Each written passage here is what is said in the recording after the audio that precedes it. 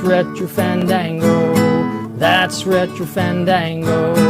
When it's Android over iPhone, and you can keep your stupid amiibo and always bashing on Nintendo. But that's Retro Fandango. That's Retro Fandango. Thanks, Retro Fandango. Wow! Hello, everyone. Welcome to Retro Fandango, episode number 250. 250. Is it 250? Would I lie to My you? goodness. Do you think I just make up a number? I suppose we could. I suppose we could. Next week, it's going to be 300. We'll just have all 327, milestones. yeah. We only Why do not? milestones now. No time will be at episode 1 million. I can't wait 3 weeks from now when we do our first episode. It's going to be good times. Yeah, I'm here. Richard's here. We're going to talk about stuff.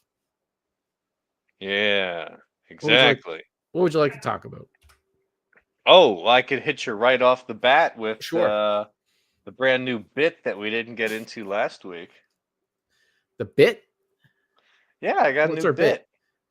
What's our bit? To bring all the kids. Oh? Yeah. Well, well, it would actually work better if we had a little more activity in the comments, but We got zero. maybe we'll make 5 minutes. Let's see. Okay, sure. You're basically waiting for Sauce to show up. Is that what's happening? Well, anybody who wants to chime in. All right. Well, we need some warm-up chatter. That's okay. Well, we can get right into the title of this wonderful episode. As you might have noticed, is the meh-trix. Very kind of proud of that one. Richard's blowing his nose though right now, so it was funny. Sarah started laughing behind me, and I'm like, "What are you laughing at?" She's like, "The meh-trix." I'm like, "What are you talking about?" She's like, the meh-trix. I'm like, "I don't know what you're talking about." She's like, "You titled your episode The Meh-trix." I'm like, oh yeah, that's right. I am pretty funny sometimes. How long does it take you to forget? About 20 minutes. What is your short-term memory now? I forgot all about it. That's what's great. It's like sometimes it works to your advantage when you forget about stuff all the time. You just, like you watch a movie, it's like you watched it for the first time. Yeah, sure, fair enough. It happens. It often leads to comments from my wife that was like, "I told you already." Oh yeah. I tell Sarah right away. It's like, you can tell me all this stuff. I'm not gonna remember any of it. I just so you know, I will need a reminder, or if you want me, like, I'll put it in my phone or something like that. Like, don't just rely on me to just know this now. The one that gets me the most is she said, like, we have to go to the store for something. We'll get in the car. And I say, where are we going? She's like, we said this 5 minutes ago. Yeah. I know.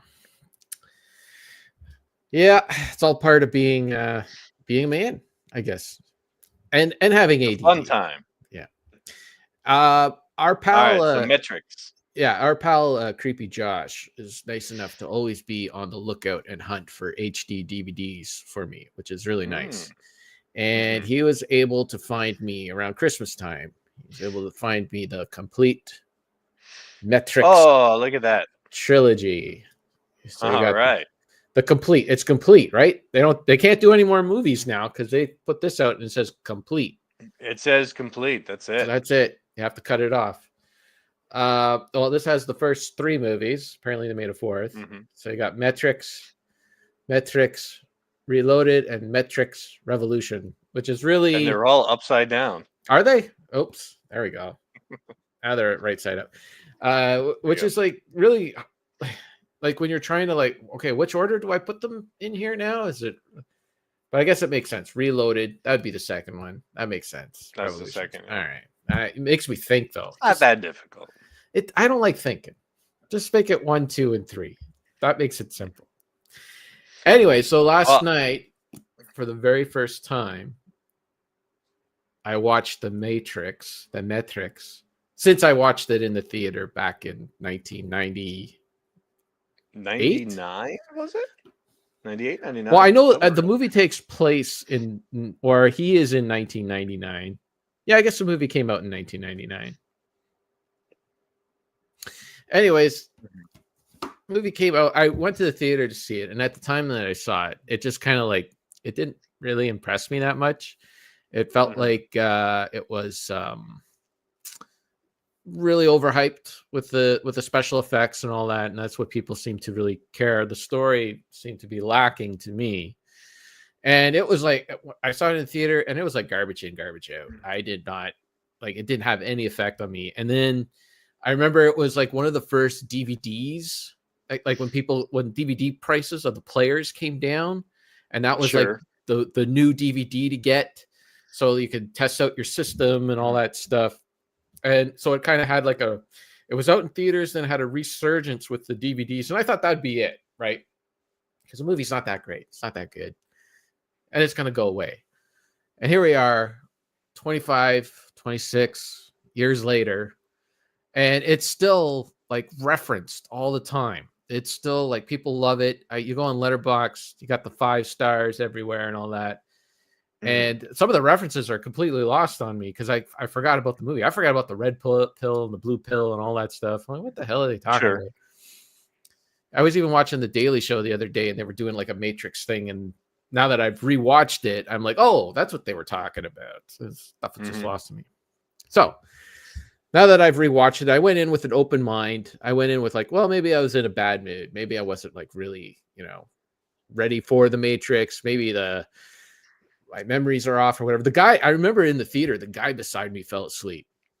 And you can ask Sarah because she went to the theater with me. He fell asleep. Now, he did come with us. It was our friend Len, who at the time that episode of Seinfeld with the junior mints was still very fresh. Oh, sure. So they had junior mints there at the theater, and he's like, I'm gonna get me some junior mints. So he buys his junior mints, and it was like a big box. It was we called it the bushel of junior mints. And he sits down and he just starts downing them like, oh, these are so good. He's loved it. And I think he had a sugar crash because by the time Neil was flushed out of the pod, he was snoring away beside us. Now, to this day, he denies it. He denies that he fell asleep during the Matrix, but he absolutely did. Maybe he himself was in the Matrix. Maybe we all are. Who knows? So, anyways, I did rewatch it last night, and I got to say, it still did not impress me. I don't really understand. No, still not a fan. No, I mean, it's okay. It's not bad. It's not terrible. There are a lot of good things in it, especially loaded up on the front end of the film. That's where you get the red pill and the blue pill stuff and the stuff that he's actually in a pod. So if you have I don't know if any of this is spoilers. Everybody, it's an old movie, right? I can spoil. So yeah, like he's actually in a pod. Reality is like an augmented reality created by machines, and they're keeping us in these pods because they want to use our energy. We're basically, oh, look at this. Sauce even says the Matrix is boring. Right on. Maybe he was the one next to you. No, it was our friend Lynn. I can tell you. So yeah, and so they're using us as batteries for power, which doesn't make any sense. Doesn't really make any sense. Like, why would you make human beings? Why not just make some organic matter if that's how you want to get energy? Why give them brains? Why make them think? Just make some stuff, clone some hearts and livers, and if that's how you get energy, which doesn't make sense. There's more energy in like the sun or something. Like, you'd think the machines would figure out some way better. But anyways, I'm okay with it, right? I'm going along with the ride. I'm just like, whatever. This is it is what it is. It doesn't fully make sense. I totally forgot Joey Pants is in the movie too, from The Sopranos and whatever else Joey Pants has done. But he's like the bad guy with the soul patch. He's a bald head and he's got the soul patch. Don't remember him? Oh, well, I know him as Cypher. I have never seen Cypher. Okay. Joey Pants. Come on. You got me. Anyways, so yeah, watching as the movie carries on, I'm following it. Sarah was like totally lost. She's like, she didn't understand, like, why are they like lying down on these chairs but they're running around at the same time. I'm like, well, they're in the Matrix. I'm like, try to think of it as like it's VR, right? They're in a VR. It's like, oh, okay. And if they die in the VR, they're dead in real life. I'm like, yeah, that's well, how does they die? I'm like, I don't know. It's what happens. You believe if you're dead. Anyway, so I'm just like, I'm going along with it. I'm like, okay, this is like 3 stars. I'm okay. This is like a 3-star film. And a lot of the special effects, I remember they were cheesy back then. They're still cheesy now, especially that one where he falls into the pavement and it's like that rubber. Looks a little silly, yeah. And then he bounces out and it does it's like a Bugs Bunny cartoon. And then the camera rotating thing. I remember like people are freaking out about that camera rotating thing, but am I the only one that remembers the Gap commercial that did the exact same thing like a year before the movie came out? You look it up. It's called. Maybe that's where they got it. It's called the Gap swing commercial. It came out like at least a year or two before the Matrix, and it was the same technology where they set up a bunch of cameras and they take a photo of somebody doing something like some sort of action, and then the camera, like all the cameras take a shot at the same time, and then the computer filled in the images. And they did this in a Gap commercial. Now in the Gap commercial, it only does it like maybe a quarter of the way or something. It's just a little, but and in this they go all the way around.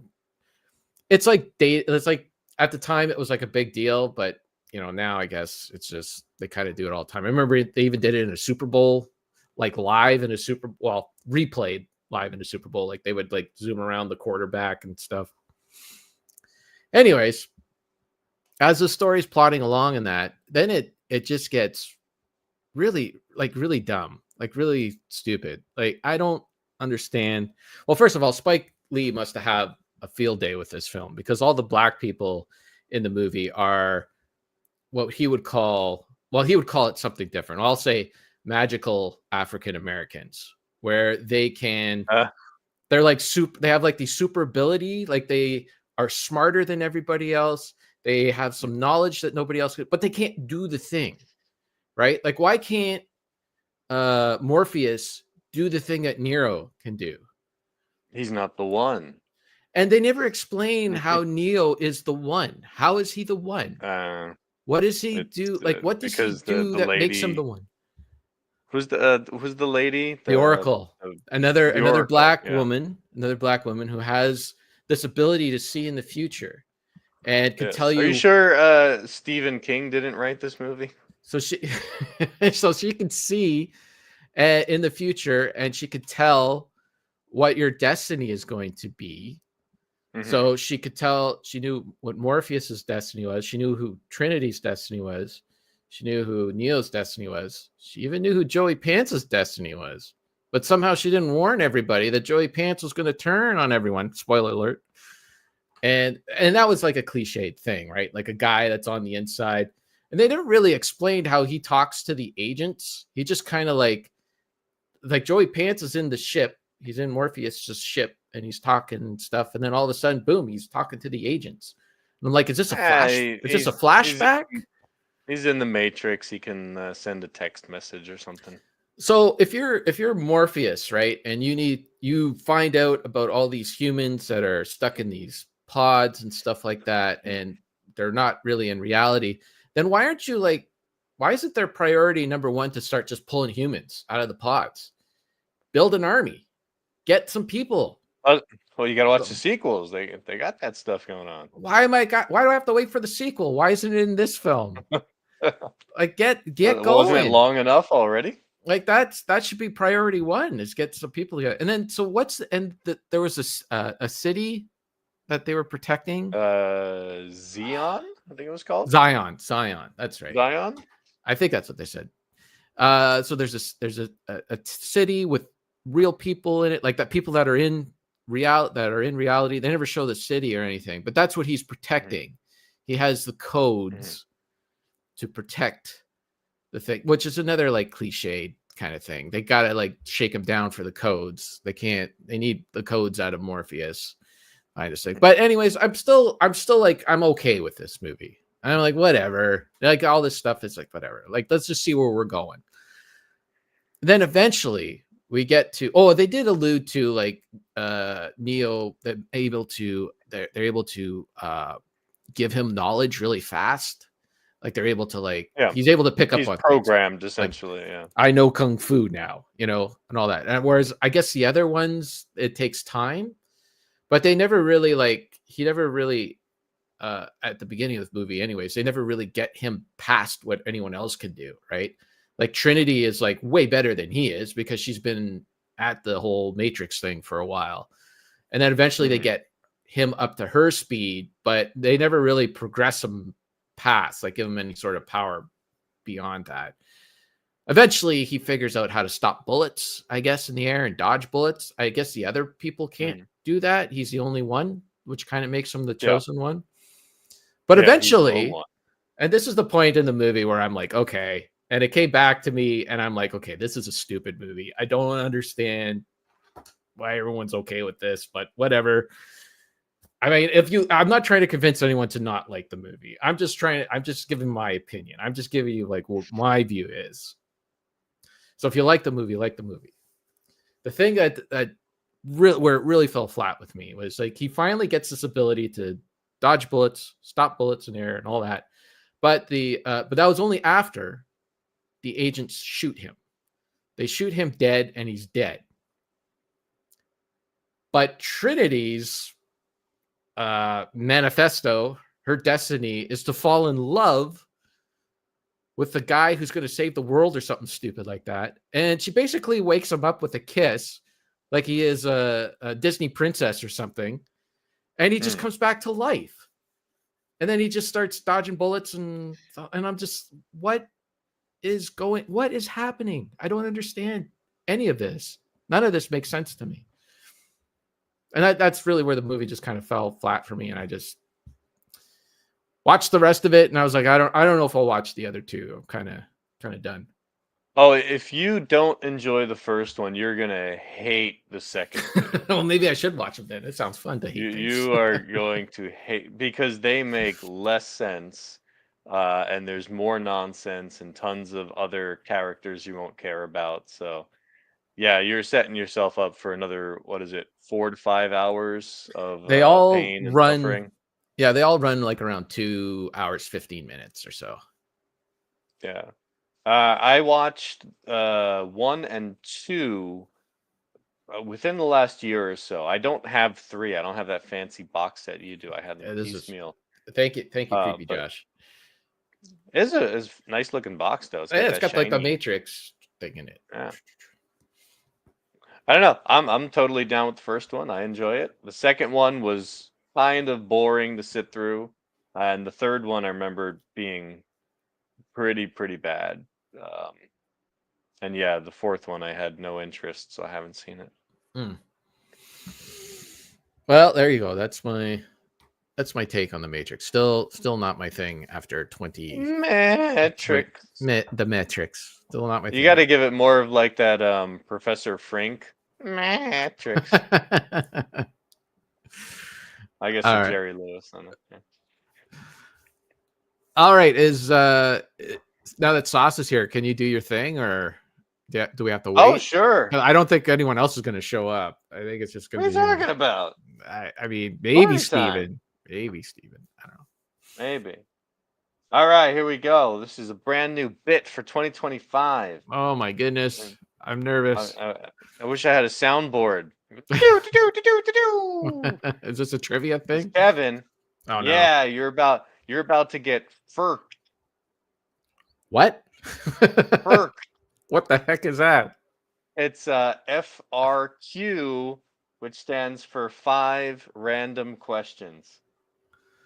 Okay. Here we go. Have you been listening to other podcasts again and taking notes? Is that what's happening right now? Did you hear about this somewhere? No, who did this? Okay. No one I know of. I'm just guessing this is, or did you just come up with this? No, I just had questions in my head, things that I was like kind of compiling, and I realized, hey, this might be interesting to somebody. Okay. Probably not our listeners, probably not you, but somebody. Okay. All right. I'm And game. in fact, you gave me there was one I had in my head that I hadn't written down, and maybe we'll start with that one because you kind of clued me in.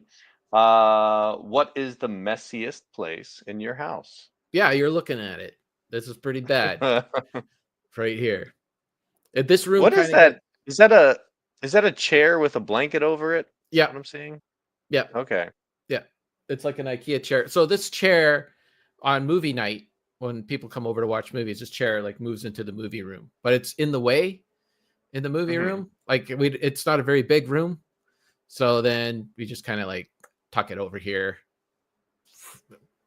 and then we wait until the next movie night to wheel it back out. I gotta say that it doesn't look that messy from here. I mean, you got some Oh, boxes this in there, but it yeah, no, doesn't this look is messy. so I got well right beside me. I got so I've been selling stuff on eBay, so that's what that containers is full of stuff that needs to go, and then I got my extra extended desk thing here, but like the desk is a complete mess right now. There's just a pile of crap on it, and then Sarah's All your desk. I'm and kind of toys hiding. and Yeah, DVDs, right? well, that's Sarah's stuff there, all up over there, and I'm kind of hiding her desk, which is a little bit of a mess right now too.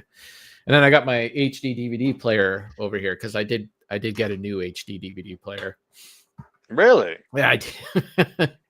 So you can watch. You got to get three, so you can watch all the Matrix movies at the At same the same time. time. Yeah, just do it. No, this really good player. I like this player a lot. But the only thing is that it didn't get like its last firmware update was around 2008, 2007, Hmm. 2008. So there was some updates done that this player missed out on. So it doesn't really transition from the dual layers too much, which anyways, there are higher end HD DVD players I could get where it would transition more easily. But some people recommended there was a player that Samsung put out in 2009 that does HD DVDs and Blu-rays. So I ended up picking up one of those because it was much cheaper to grab one of those. And yeah, I updated the firmware on it all the way 2009 firmware on it. And yeah, like that Nice. Transformers HD DVD that I'll never watch that had a problem shifting from one layer to the next, put it in and it shifted nicely. So yeah. Now you can still not watch it. Well, I did watch it once. And I think I gave it 1 star, which was very generous of me, I think. Hmm. So there you go. You're looking Okay. at messiest room in the house right here. All right. Nice. Saw says his is the basement, which I think is a stock answer. But some people have some pretty nasty basements. I mean, when we were living in Stouffville, there was some sketch places in our house, but we didn't get a lot of visitors. Whereas here, we have people visiting at least, maybe once every 2 weeks or something. So that kind of forces us to keep up appearances and keep cleaning and that. So Gotcha. yeah. For me, it's not a room, it's our kitchen pantry. It is Mm, definitely the messiest, most unorganized space in the house. The shelves are just not the right size, so you end up putting stuff in there, sticking them on top. yep. I've tried putting in like containers and little storage things, and it never works. I built little shelves to go on the inside of the door to give ourselves extra space. Those are all filled up. Still can't find anything, pull anything out, falls on the floor. I got I don't to know what to do. convert the shelves in our pantry to ones that roll out because that's what we had in Mm, Stouffville, and it is beautiful. Nothing gets lost in the back because you roll it out and you can see yeah. everything. And the one we I've have wanted to do now, that to I wanted to do that to the sink under like the bathroom sink. yeah, There's all those like, soap and all that kind of stuff in there. yeah. All right. All right, next question. Do you bother wearing deodorant in the winter? Oh, yeah, absolutely. Really? Well, I'm wearing like heavy clothing and stuff like that, and Hmm. yes, stuff gets smelly. Absolutely, I can get away with wearing this shirt like or the sweater, not the shirt underneath, but the sweater. Hmm. I can wear it for 2 days. If I don't wear Nice. deodorant, All then right. this thing's gonna stink, and I got more laundry You to do on probably the weekend. you probably have stronger heat than I do. I don't bother with it because it's so cold here. I don't notice anything, and nobody ever gives me any strange looks. And my wife Maybe would tell me. maybe not to your face, but behind their back, they're like, Um, I don't know. I think I can get away with it. Which Okay. I feel weird because I know that once you reach that point in your life, which I think is somewhere in your 20s, when you realize, wow, I have to use deodorant all the time. You know, In your just kind of 20, I was surprised that. 14, and I was like, oh my god, I have to use deodorant all the Oh, time. it didn't hit me until the 20s, and then realized, uh-oh, I gotta take Wow, care of this. really? I had a like when I was younger, I had a really bad problem with sweating. Like sweat, I used to sweat like crazy. My glands under my armpits were just out of control. And then I bought some stuff like when I was in my early 20s. I bought some it was like a super duper like it was deodorant that you could put on and you wouldn't have to put on any more deodorant for like 3 days or something like that. Oh, really? So I gave that a try, and it was like my sweat glands just closed up. I put it on once, and my sweating problem just went away. It was called Certain Dry. I don't even think you could buy it anymore. So like I was using it, like I would use it like once every 3 days. You know, like I used it the one time my sweating went away, and I was using it like once every 3 days. But then I stopped using it altogether after maybe 2 or 3 times, and I stopped sweating. Like unless it's like hot out, like a normal person, you know. But yeah, like those summer episodes of MASH when they're all like like hot in the swamp. Oh, yeah, And they got yeah, the big right. like that was me all the time. Didn't matter what time of year it was or anything like that. I would get like if I had a white shirt, it would get like all yellow stains on them and that. And I would try to like sometimes I'd try to hide it. I'd go into like well, I would try to like use like a hair dryer sometimes to dry it out. And then all I would do is like make the underarms of your shirts like really crusty. And Yeah, like crusty, and it still stinks. It's like and toasted stink. and then sometimes I would try. I did this. I was able to do, like I loved any place that had a restroom that was like one person, not like a public like the public restroom, but just like one toilet were there. And if they had like a hair dryer in there, I would just like try to the air dryer that for you your could hands. spin the thing. Yeah, I would just like try to dry my armpits that way. It was not a good time. It was horrible. But yeah, that Certain Dry just saved me. I've had that issue. I mean, it gets really, really muggy here. So you do sweat in the summer. It's unavoidable. But what I found most is, the sweat is one thing.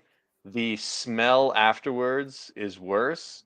What you got to do is you got to get rid of that armpit hair. Yep, you're right. That's what it is. It just clings to that hair and you're stinking all day. Yeah, I've done that before in the past as well. I've trimmed it down so it doesn't hold on to the odor as much. You don't go in there with a razor?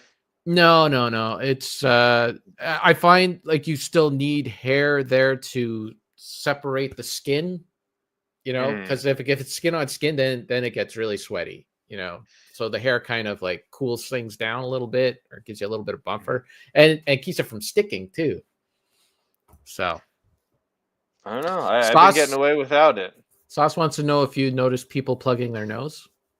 People in Japan are very polite. They wouldn't do that. They'll just suffer through it and be like, "Oh, the stinky foreigner." But I don't know. And yes, I would sweat like Shaq at a free throw line. Although, like my face in that word sweating, it was just my armpits. Like I wouldn't sweat anywhere else. I'd be fine. And a lot of it was like anxiety. I'd be very nervous. And oh, sure, yeah. That's part of it. But yeah, out of control. All right. Next question. What was the last song you had stuck in your head?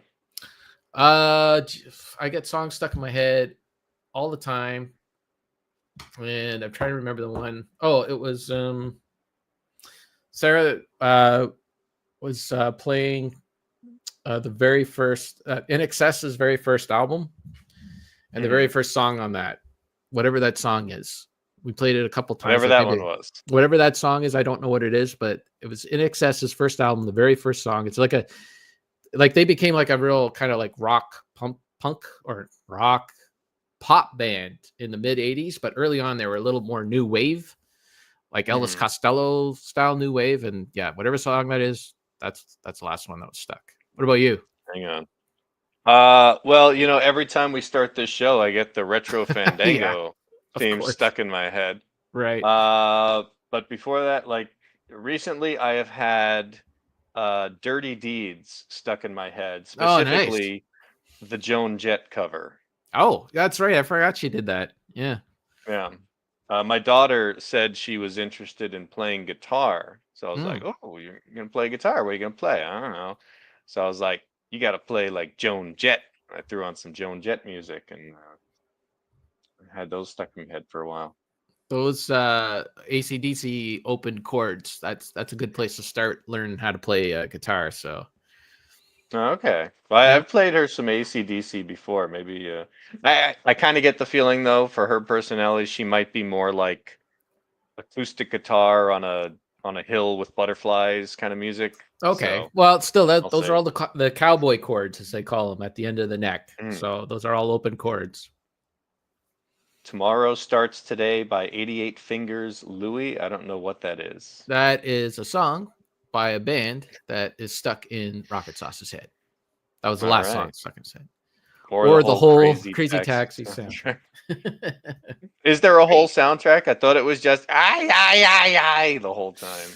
You know what? I downloaded Crazy Taxi over the Christmas holidays because the kids took my Steam Deck and they were playing around with it. And they were like, I said, what kind of game do you want to play? And they were like, racing or car game or something.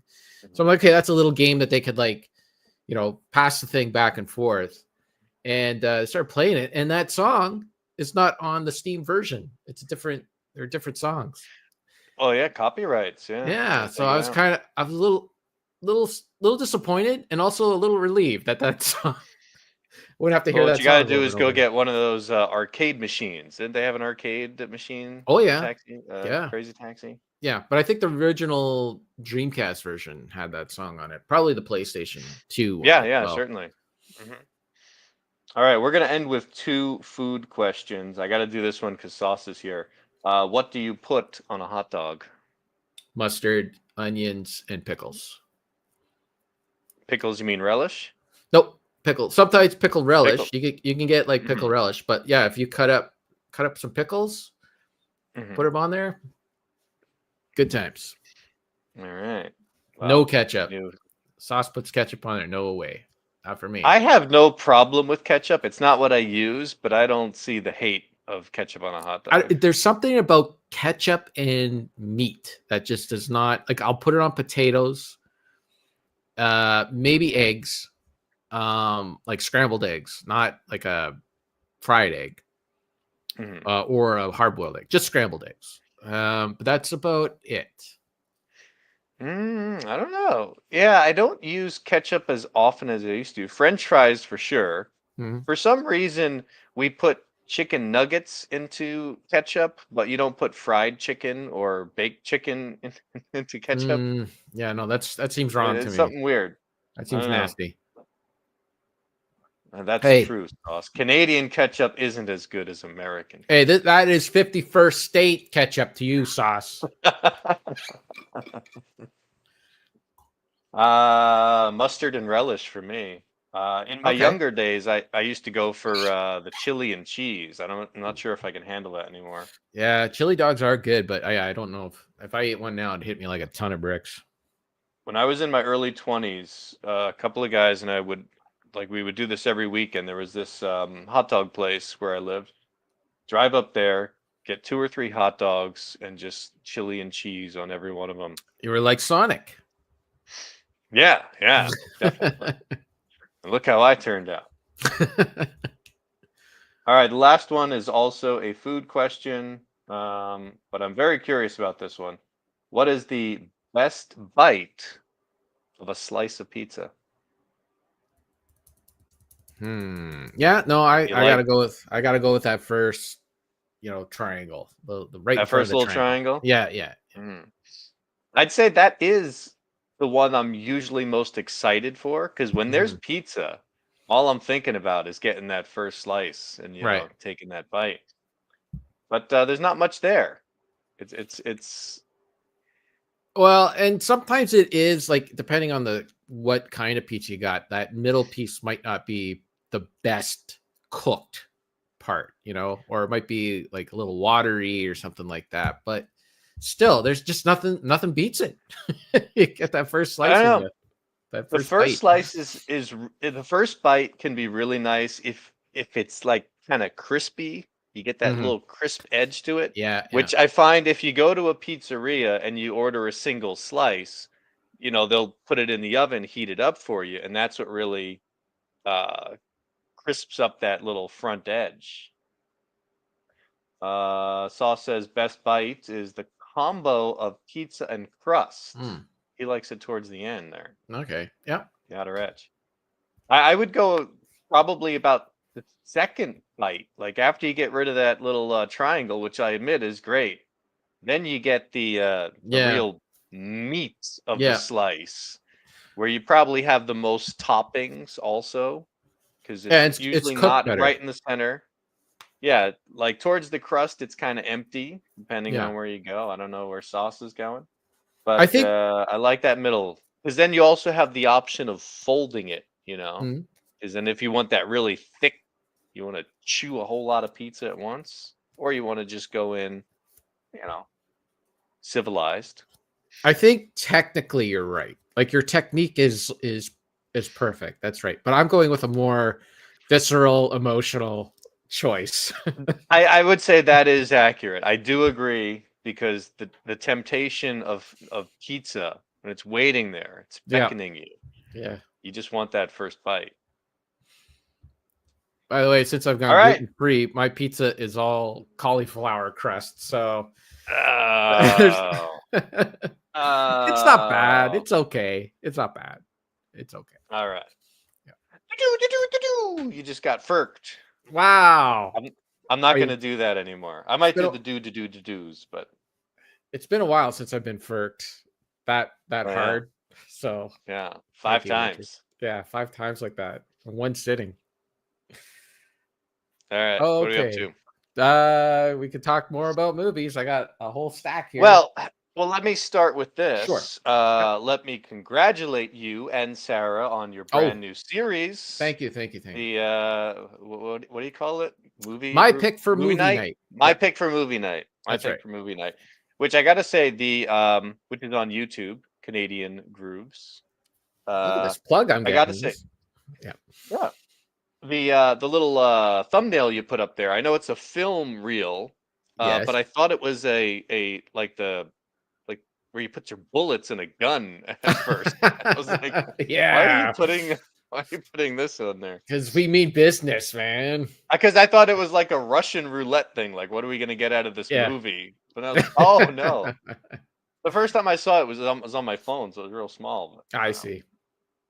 but I did watch both episodes. You did the Deep Impact and Footsie Free. What was the name of the other movie? Heavenly Bodies. Heavenly Bodies. Yeah, The you almost dancing made me movie. forget the title. Yeah. Yeah, I we keep did. thinking of Footloose.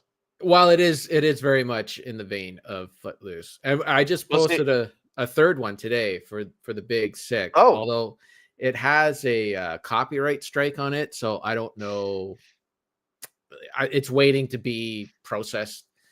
Actually, everything I put up has had a copyright strike on it, but it depends on who owns the rights to the copyright. Right. Well, you're using the trailer, which usually there's not as big of an issue with that stuff, right? For Heavenly Bodies, I used a mix of the trailer and stuff from the movie, but the Mhm. person who owns the copyright was just like, yeah, go ahead, promote this movie. They don't care because basically YouTube will run it and they'll put ads on it, and YouTube will take their cut of the ads, and then the other cut of the ads goes to the copyright holder. I don't get anything, right? So I'm basically Right. just doing free advertising for him. Mhm. But then for this one, for the Big Sick, it was in limbo. It was like, oh no, you can't use this. Mhm. You can't use this at all. So now I have to fight it, which I should have waited until this process went through before putting it live, but it was like stuck.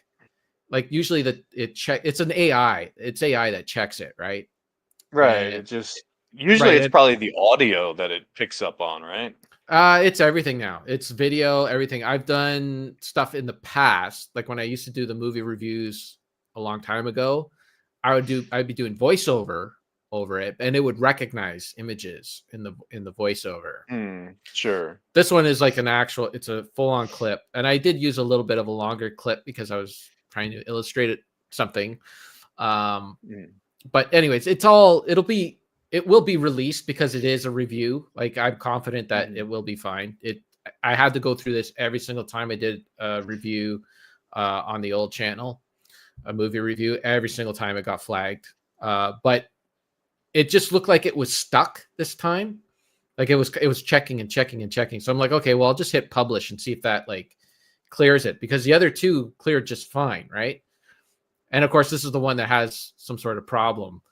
So it might work for you, it might not. I'll repost it whenever the thing gets cleared. But anyways, yeah, it was really Sarah's idea to do it. I was like, I don't know. I said to her, I don't know what to do next. I don't know like what sort of YouTube thing I should do, or writing the blog has become a little bit stale, and I don't know what to do next. She's like, well, what were your plans for YouTube? And I was thinking about doing like some best albums from previous years, like 1975, or just go random years and all that. She's like, you know what? If you do that, I might do that with you. I'm like, okay.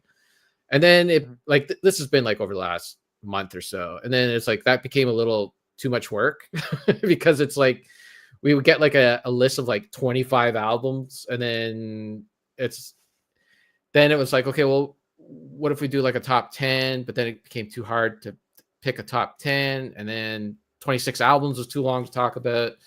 So then she's like, well, what if we do movies instead? Like, that's, you don't have to talk that much about movies. And then so she came up with this thing.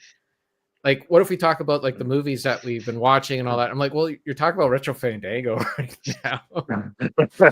So she's like, okay. So then we cut it down to like, maybe we'll do like 3 movies or something. And then eventually just like 1 movie. Just like whenever we watch a movie that we want to talk about, we'll just do a video. And yeah. So well, yeah, you're able to get more in depth than what we blabber on about here.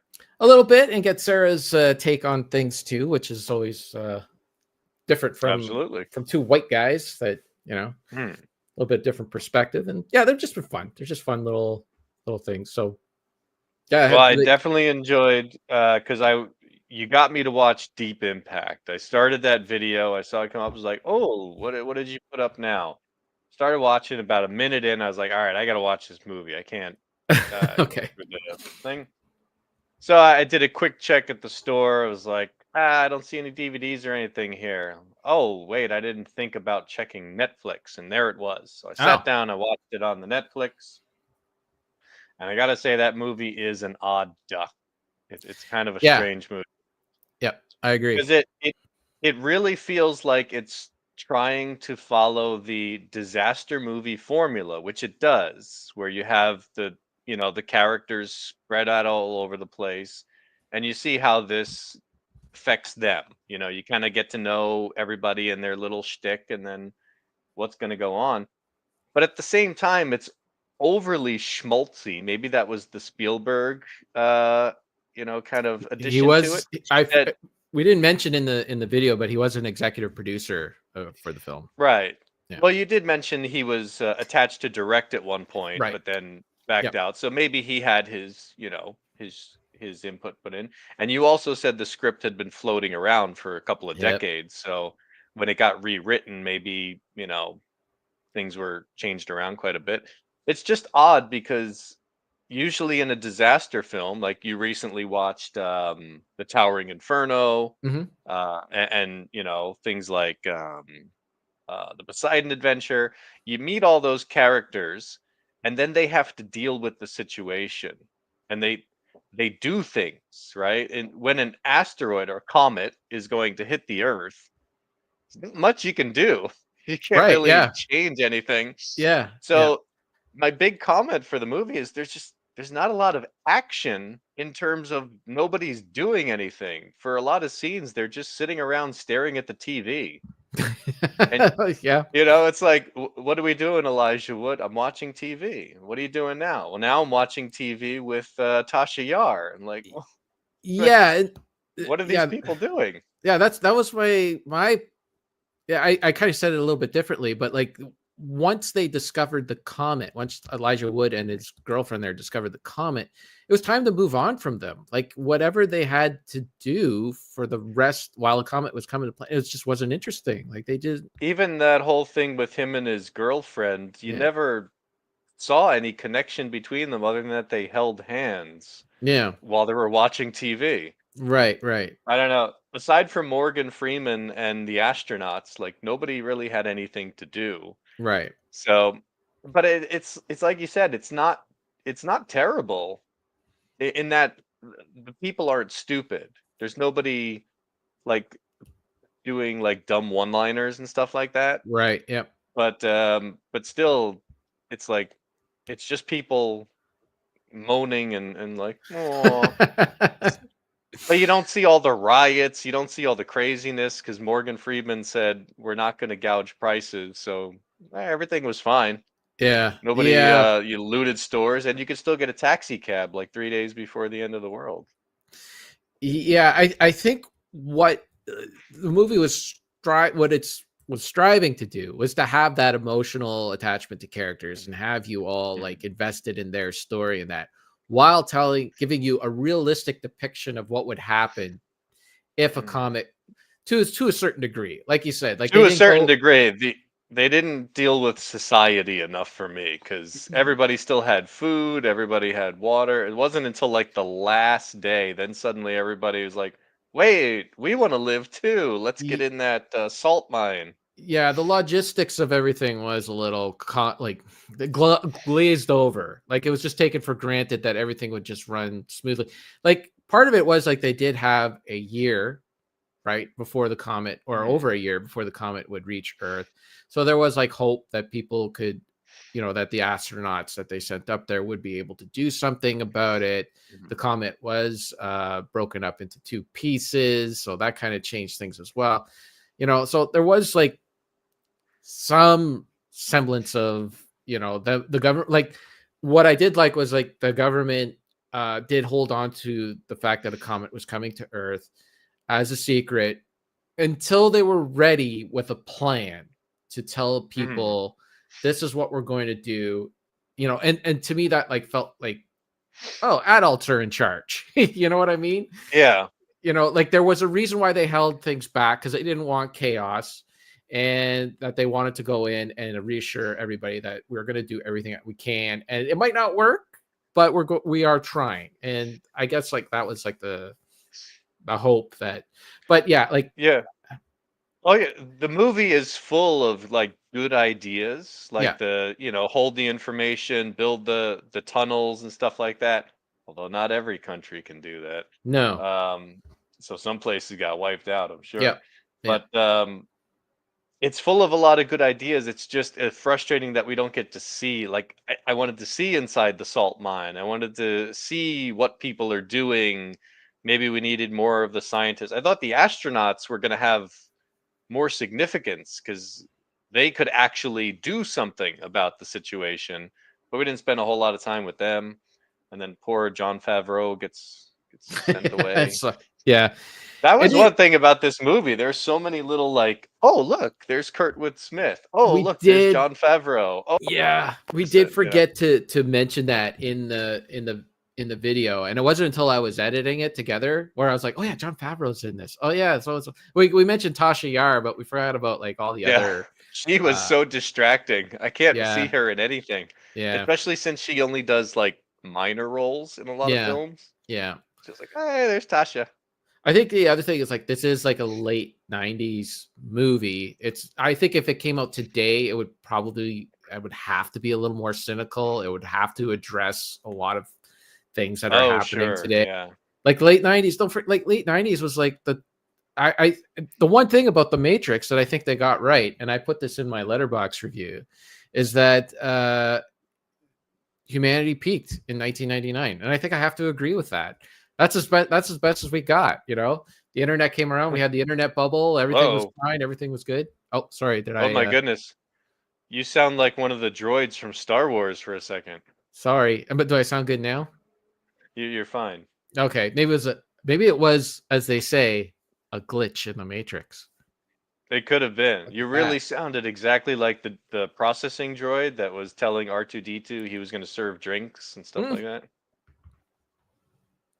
Anyways, yeah, I know humanity hasn't peaked in 1999, but it does feel like as if it has at sometimes. Anyway, so yeah, a little more idealistic. I mean, I think that was the point, was to show what would happen, and then they get to the disaster Oh, too, sure. right? You got to have Sure. the disaster and buildings and all that. So Yeah, the disaster comes very late, and then it was because it was so. There's only one scene that really like took me out. It was during the disaster because they had built it up as like hope and you know connections with people and everything was taken kind of be taken very seriously. And then after the comet hits and the water's going through, there's one guy like reading a newspaper, right, yeah, and then he's just sitting there in the wall of water, like wipes him away. It's like, I like where that did that guy. come from? Well, that's to show like some people are just like, you know what, just accept it, enjoy it, just keep going on, enjoy your life, do what you always do, And and when it ends, it yeah, ends. because That's it. he also still had a newspaper. They were still printing up until Right. that day. Well, maybe he was reading an old newspaper. Who knows? Maybe he stole it off of a Uh, park bench or something. Uh, yeah. but anyways, yeah, it's an okay. It's Yeah. one of those movies that you could pick apart and everything, but on the overall, it's like it's okay. It's an okay It's film. you could still watch it. It's Yeah. not. It's like you said. It's not stupid. It doesn't feel like why are you wasting my time with Like it these? doesn't talk like in terms of all the science and everything, and it doesn't talk down to the viewer. That's what I think I really appreciate. Mhm. Like I didn't feel like Okay. everything that they were trying to do made sense. Like in Armageddon, to take miners up to an asteroid when it make more sense to take astronauts up there to do mining, because astronauts I think could handle both. But and then to drill into an asteroid, it would take an immense amount of power to do that. How are you going to get that power up there? You can't use a solar panel, to drill. So in this, it was like ice. Okay, it's a lot easier to drill into ice. That's why I think that's why they made it a comet instead of an asteroid. Mhm. And then and spoiler alert, it didn't really work. It kind of worked, but not really. So it's good. Yeah. There you go. There's a deep dive into Deep Impact. Yeah, and I'm wondering what the MSNBC connection was. How did they get connected to that project? Because they had a lot of Yeah. then NBC actors in the movie. That's right. Yeah, because I believe Taya was. Leone even Yeah, had a sitcom around that time. you're right. Yeah. The lead astronaut was on ER. There was another character who was a regular on ER. The redhead, the The short woman with the baby. Yeah. Yeah. She was one of the main cast. Yeah. I don't. I'm looking for more. I do not have a copy of your Canadian Heavenly Bodies. That would be a tough one to find. That's a little more difficult. Yeah, it's probably on Yeah, Tubi. but If you really want to watch Heavenly Bodies, it's probably on Tubi. Tubi is no longer available Oh, in my area. sorry, I mentioned it. So yeah, be a little more mindful of the movies that you want to watch. Sarah did mention that. She's like, like, how are people supposed to watch this? I'm like, I don't know. They'll figure it out. Well, as soon as Josh hears about it, I'm sure these things will show Put it up. on the Plex. Yeah. Okay. I look forward to more. Okay. Well, thank you. Thank you for the plug. Thank you for watching and all that stuff. Okay. Did you want to go on about any other movie or? I can go on about my stuff. I don't have too many pickups and things. I did just watch a movie that was stupid and wasted my time. I finally watched the second Jurassic World movie, Fallen Kingdom. By Dumb. second, Very you mean dumb. the second modern? The second Jurassic World movie. Yes. Okay. So the Okay. fifth Jurassic Universe movie. Wow. But yeah, this was pretty dumb. And it has two of the most annoying characters that I've seen in a movie in a while. Jar Jar Binks is in that movie? What? No, this is worse than I would take Jar Jar over these. Oh, wow. Young adults. I don't know how they're written. I did. I know I pumped this up last time. I was talking about my Short Yep. Circuit 2.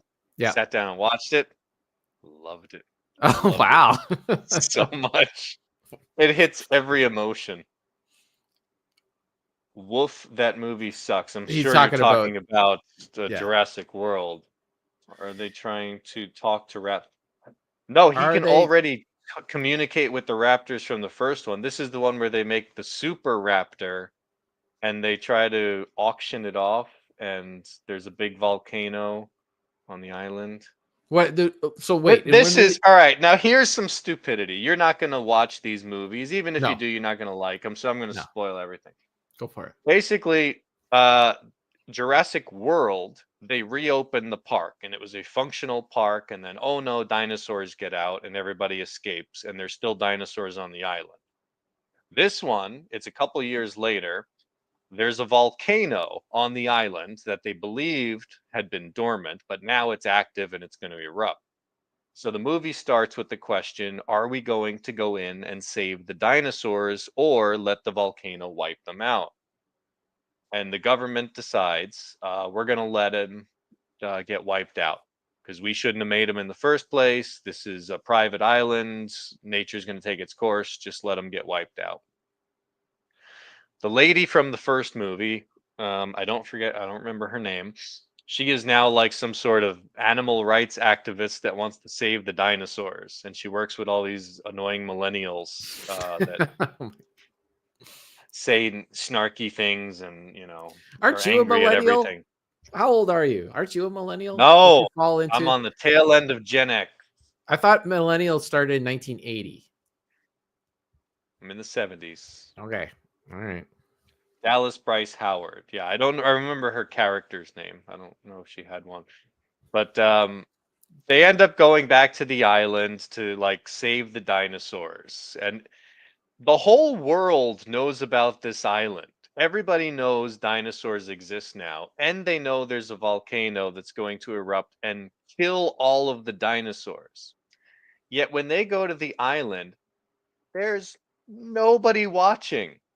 There are no Nobody wants cameras, to there see are them. no film crews. The rest of the world is not looking at this island. Nobody seems to care Nobody because cares. now there are these illegal private boats going in. What they're doing is totally wrong and illegal. They can't do this. But they go in and they with all this equipment to extract dinosaurs, huge dinosaurs. They're going in with massive boats and helicopters and things. The rest of the world doesn't seem to know. It's all just like, we're not watching.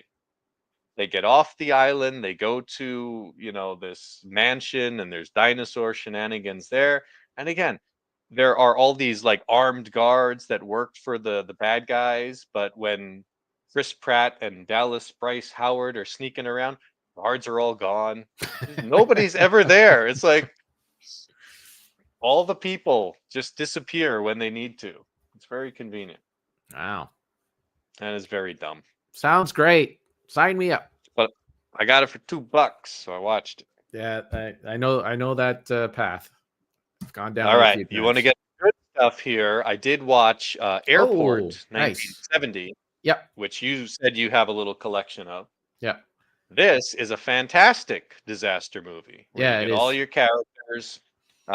You establish your characters who work at the airport, the ones that are working on the ground crew. You got your pilot and the stewardess and the flight attendant who go up in the sky, and they're in there, and then something happens on the plane that they got to get that plane down. But there's also a problem on the runway, and there's snow. There's all this stuff going on. Everybody has something they can do to affect the situation. It's great. It was so much fun. Really enjoyed it. We'll watch again. It's up there with like the Poseidon Adventure and Towering Inferno for me. Cool. Really good.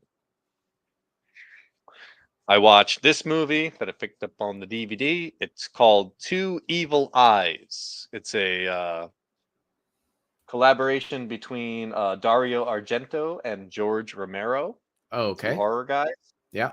and it's not that good. Hmm. Not that good. It's basically 2 1-hour movies, and I thought they were pretty boring.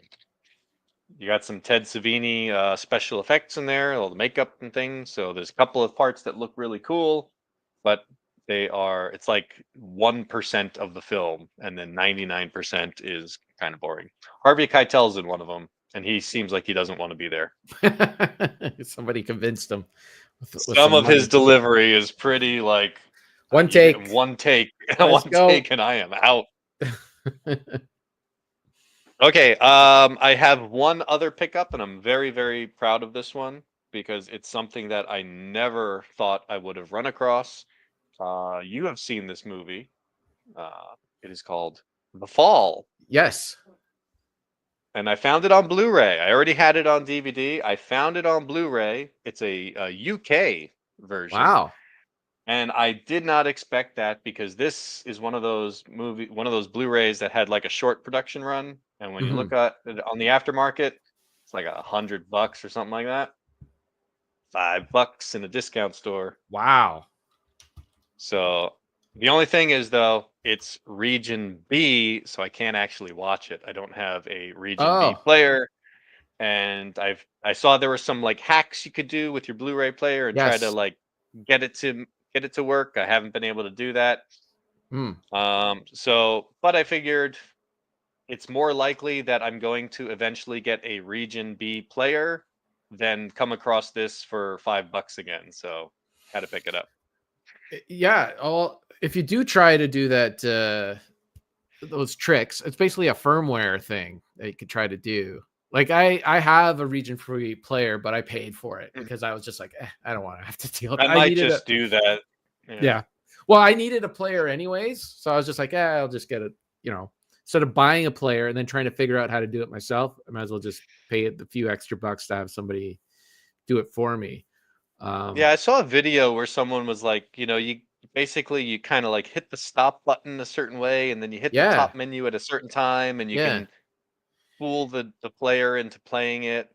There was something like that with the I think the Wii back in the day, where like you could load a disc, eject it, put another one in real quick, and it would play it. Yeah. Because it recognizes it. It's like, yeah, we got the title of the movie and everything. It's like, I'm not gonna play it though. I'm not allowed to. Just like a stubborn security guard. Yeah. But I'm very happy because I really like this director. He directed The Cell, which I used to really love. I used to really love this movie, and then I started to have issues with it the last time I saw it. It's still really good and very visually, it's fantastic, but it does have its like a couple problems here and there. He also did Immortals with a pre-Man of Steel Henry Cavill. I really like this movie a lot. Okay. 300 sucks. This movie is awesome. Yeah, I got my Fall on DVD that I can watch. So you can watch. Oh yeah. You can watch the movie. I really liked it. Yeah. I want to see the Blu-ray. And then more recently, he did this movie called Selfless with the Ryan Reynolds. Oh wow. It's really not very good though. It doesn't seem like him at all. Wow. I think it was just like, can you do this without the budget that you, or without the creativity? Anyway, the director's name is Tarsum Singh, and he has an excellent eye for the visual. He's the guy that directed the "Losing My Religion" video for Chili Peppers. Right. Chili Peppers, REM. REM. Yeah. Okay. Yeah. So it's that sort of visual stuff that he does. It's fun. That's it. I only picked up those like 2 movies there, and then watched a bunch of other stuff I had. That's cool. That's enough. I've been watching. I'm still working my way through Night Gallery. About halfway through. Yeah, Sarah and I are still on the second season of The Twilight Zone. We just watched the Art Carney one where he plays Santa. That's one of the video ones. Yeah, that's so disappointing because there's only 6 of those. Yeah. It was actually a relief because we watched the first one that's a video one, and I forgot. I'm like, oh yeah, some of these were done on video, and I went to look it up, and it's like, 6 of them were done on video. Then I went to look at and I saw like the third, I think the third next episode was a William Shatner one, the one where he's in the diner with the coin. Oh yeah. The Yeah. coin machine that could predict your future. It gives cryptic predictions for your future. And I was That's like, a oh really man. good episode. Yeah, and I was like, oh no, that's gonna be like these 6 episodes are gonna be on video, and that's gonna be one of the video ones. But thankfully, the 6 video one, the 6 are, I guess they're spread out throughout the season because it switches back. Yeah. So basically, if you don't know, at some point while they were doing season 2 of the Twilight Zone, the network convinced Sterling to do a few episodes on video to save money, and the quality is just not there. It's awful. It looks terrible. Video was like a newer technology at the time. It was cheaper, and if you were watching on an old standard def TV, especially in the 60s, you probably wouldn't notice too much. But nowadays, like, there's just so much information there on film that you can take it and you can blow it up and it'll look good today. That's why, like, the old Star Trek, all they had to do is just blow it up, and they really didn't have to do anything. They still redid a lot of the special effects, but they didn't have to. Everything would have looked fine. But the next generation, they did all the special effects in standard def. They're even finding that right now with Star Wars Episode 2 and 3.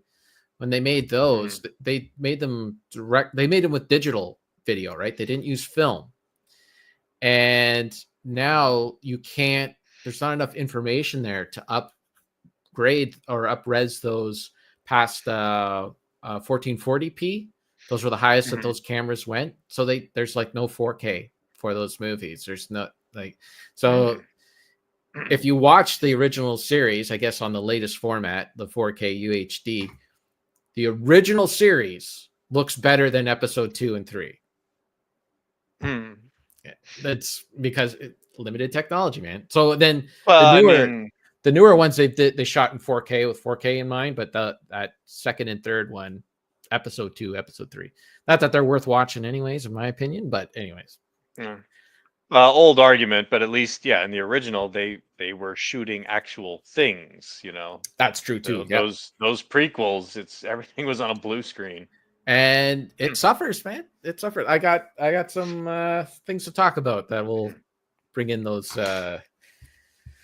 green screen stuff. Okay. First of all, let me just mention. Oh, well, let me just get this out of the way. So I did buy one more HD DVD. I bought Terminator 3, Rise of the Machines, which I don't think is a bad sequel. I know a lot of people dunk on it, but I think it's it's a step down from the first 2. Absolutely. But yeah, I don't think it's as bad. It does seem a little stupid at times. I didn't really like the John Connor and the veterinarian stuff. Yeah, it was, and it's dark too. Like, when Sarah and I were watching The Meh-trix, she was like, "Why does everything look so dark?" And I'm like, "That was the 90s, man. The Crow, dark." It was really Tim Burton and Batman that came out with that style, and then everything was just dark. I think they started things didn't get brightened up until the comic book movies started to look more like comic books, because even this one is pretty dark. I didn't watch it. I have no problem with dark if it has a purpose to that particular story. So horror movies, sure, dark. No. No, and I'm not saying like Batman was bad for it or anything like that, but like a movie like The Meh-trix. Again, it matches Batman, right?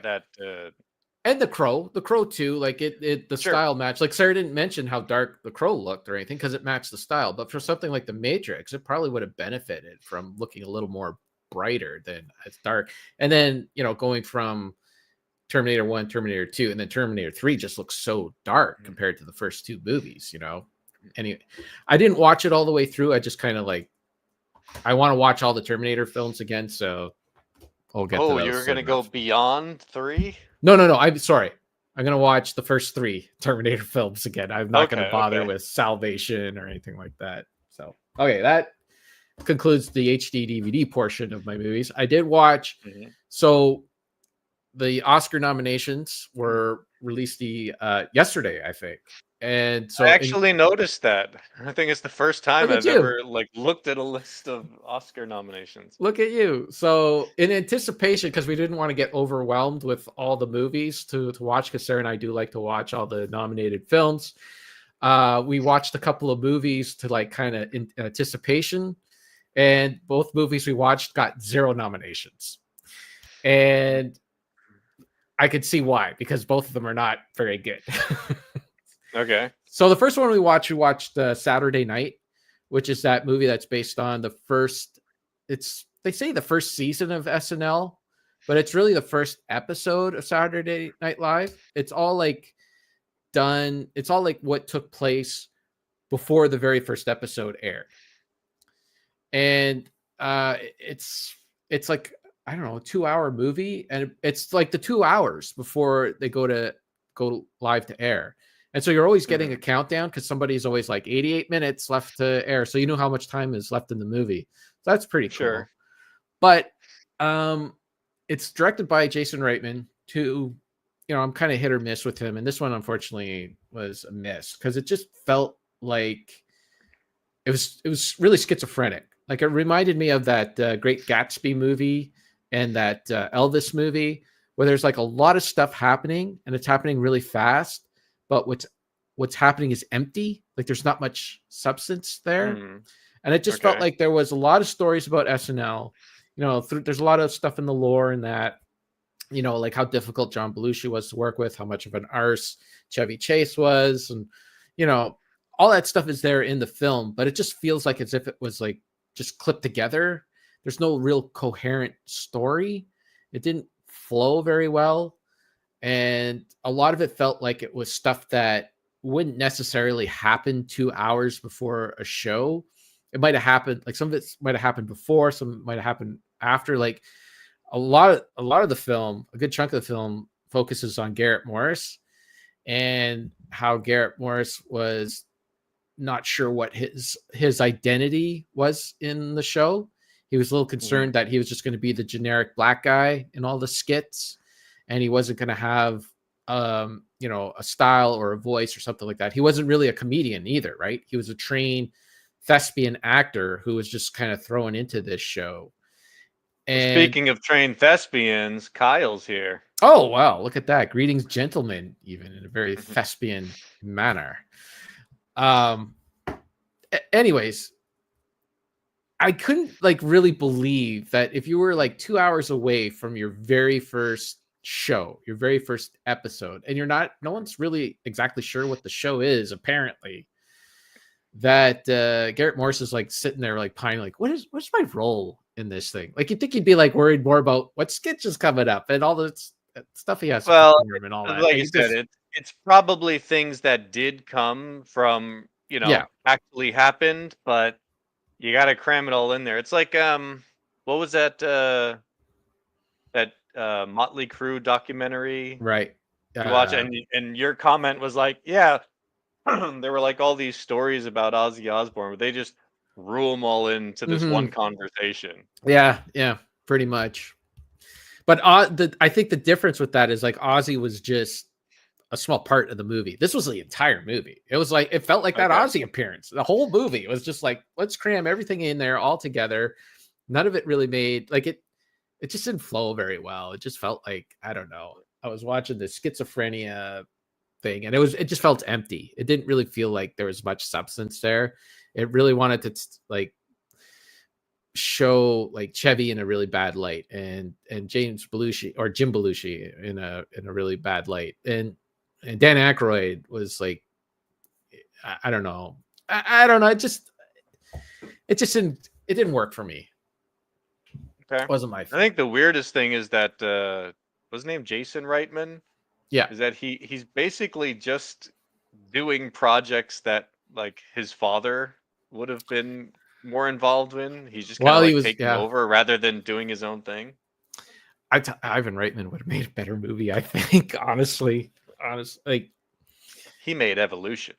Well, that's he did not everything he did was great. Evolution was okay though. I thought it was all right. It was. I need to watch that again. I've seen it only once, and maybe I didn't actually see the whole thing. I don't know. It's very Ghostbusters ish. Well, yeah, very. That one with Uma Thurman where she's like a superhero. That one was pretty bad. I can't remember what it's called. I don't know about that one. Supergirl or something. I can't remember what it's called. My girlfriend's a superhero or something. But yeah, I don't know. Saturday Night didn't really work for me. And then the other one I watched was Heretic because there was some Oscar buzz for what the heck's his name? Hugh Grant's performance in the film. And yeah, that didn't get nominated either. So Heretic is a horror film, modern horror film, and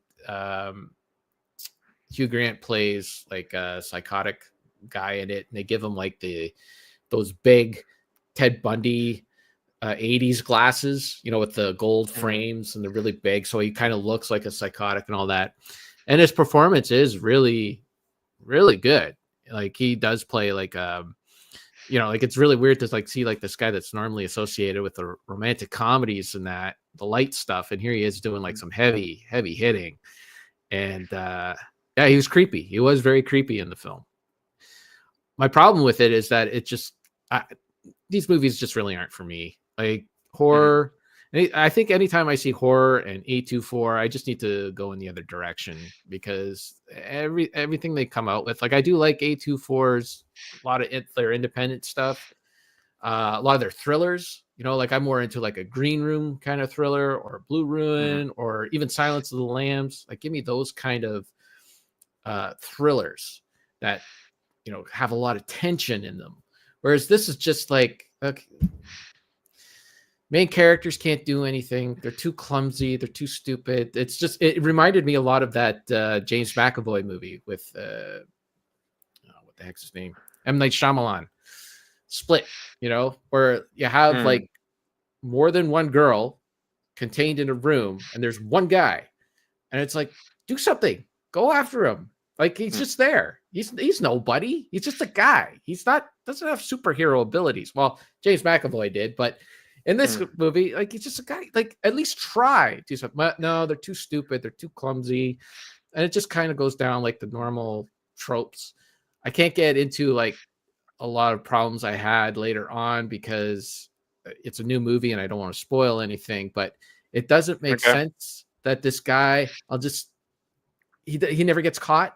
He leaves, at least this time, he left a lot of breadcrumbs for people to follow to find out what's going on. And I don't even understand how he does this thing apparently more than once and he never gets caught. I don't understand it. So they're Heretic. That's that. Okay. So those were the modern films I watched. We did finish The Fall Guy. And Sarah and I did do a video on it that I'm working on right now. But I'll just say, I gotta watch this too. Oh my goodness. I know. So now I'll just say, well, it's gonna be a while before I put out the next one because I gotta get this copyright thing cleared up. But yeah, it's okay. To spoil my video, it was all right. I think, like I mentioned in the last video, it's really the chemistry between these two, Ryan Gosling and Emily Blunt, that really kept me invested in the film. Okay. The rest of it was like some interesting stuff. I did like how they kind of stuck with the practical effects for the most part. Like we talked about green screen and all that stuff. This movie really tried to stick to practical when it was practical to do so. Okay. I did appreciate that. And the two main characters were interesting. Some of the other characters are kind of meh, but they were fun. Okay, I got some pickups. Oh, I forgot to mention, in the box with the Meh-trix trilogy, Creepy Josh also got me a copy of Follow That Bird. Hey, oh yeah, excellent. So I'm going to be watching that soon. That's than a later. good one. Yeah, that's a good one. Have some tissues ready. I do like this list of actors. Like, so it stars Jim Henson's Muppets. Then you got Carol Spinney, Big Bird. Yeah. And Jim Henson and Frank Oz. Yep. Okay. Sure. But then this lineup here, Sandra Bernhard. Okay, well, I can take her. Yes. But you got John Candy, Chevy Chase, Yes. Yes. Joe Flaherty, Waylon Okay. Yes. Jennings, the bandolier from Dukes of Hazzard. Apparently he's in it, and Dave Thomas, the other half of Owner of Wendy's. No. The other half of the Mackenzie Canadian guy. brothers. Oh, I gotta go. All right, I already forgot something, but I gotta go. Okay, you do your thing. Just remind me that I have to say something. All right, I'll put a mark right here. All right. I've put it up here in front of my monitor, so I won't forget. So I did pick up a few more movies because That's what you do. I don't have enough to watch. Well, we did have a $50 gift card from that we got for Christmas for Amazon, and there's a movie on there that Sarah and I both love, and it just got a 4K release like back in November or something, but it was super expensive because it's one of those Arrow releases that are limited. And I hemmed and hawed, and then it dropped like $7, and I was like, I better grab it. So I got us a copy of The Simple Plan, the Sam Raimi film. Oh yeah, yeah. So this is a really, really nice set from Arrow. I do need an upgrade on that. I just have a DVD. You got the thick. Oh, my camera's thing. There's thin, thick. Oh yeah, I also got Eat Man. There. Yeah, okay. That's more like a British release. They have thick cases. Yeah, but it comes with a book in there with words and imagery and stuff, and then the release of the film. So would have watched this already, but Sarah wanted to reread the book before we watched it. So she just finished it today.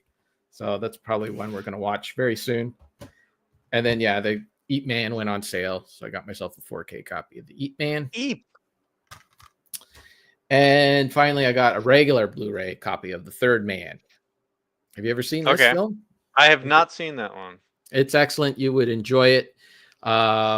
Basically, Joseph Cotton plays this reporter who I think he was a reporter for the Army. I can't remember. Anyways, he's out of work. His friend says, "Hey, come on over to, was it Vienna? I think that they were in. Let me see here. It just says sewer systems and a Ferris wheel. I can't remember. It was some European city. I'm an ignorant Canadian. I think it was Vienna though. He basically says, come over and I'll have a job for you. So Joseph Cotton shows up and his friend is dead. And he's like, oh, what am I going to do? I don't have money. I can't have money to go back. Wish 3. I don't have money to go back to things. So then he's like, well, I got to track down what happened to my friend. So maybe I can get some money so I can go back. And it's excellent. We also got the Orson Welles in there. You know the theme song. You look up the theme song for The Third Man. You've heard it a million times. It's kind of cool. Like, it just uses like this gypsy jazz music throughout the entire movie. Doesn't have the traditional orchestra, and it's really effective. Excellent film. It sounds very similar to Death Wish 3, where he shows up to meet his friend and his friend's dead, and it is the third installment of The Third Man. Wow. All ties together. Pretty sure they're just the same movie. I'm sure. Okay, so that whole pile of movies that Sarah and I had bought, we haven't watched all of them, but we made a huge dent in them. Okay. I'm not going to go through all of them because we'll just be here all day, but I'll just give you some highlights. And then Sauce is bringing up all sorts of. And then he gets a gun in the mail. Oh, hey. Mail orders a gun. Kyle's an Eat Man fan as well. That's cool. So a couple of movies I borrowed from my buddy Frank. I've had them sitting here for a long time.